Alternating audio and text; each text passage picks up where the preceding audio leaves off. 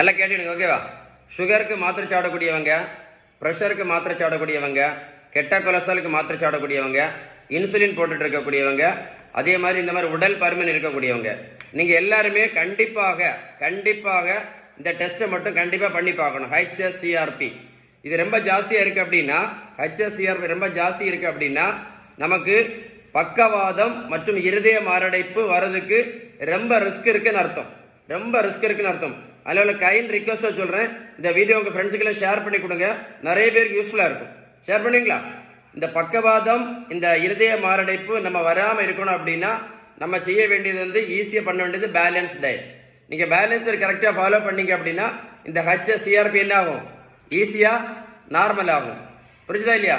So மறக்காமல் என்ன பண்ணுங்க, இந்த அதே மாதிரி பாருங்க, இந்த மாதிரி உடல் பருமன் இருக்கக்கூடியவங்களுக்கும் HSCRP ரொம்ப சில அதிகமாக இருக்கும்.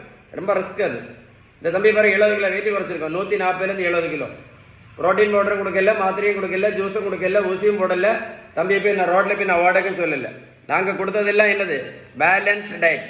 வீடியோ மறக்காமல் ஷேர் பண்ணுங்கள், நிறைய பேருக்கு யூஸ்ஃபுல்லாக இருக்கும். ஷேர் பண்ணுவீங்களா? Stay tune.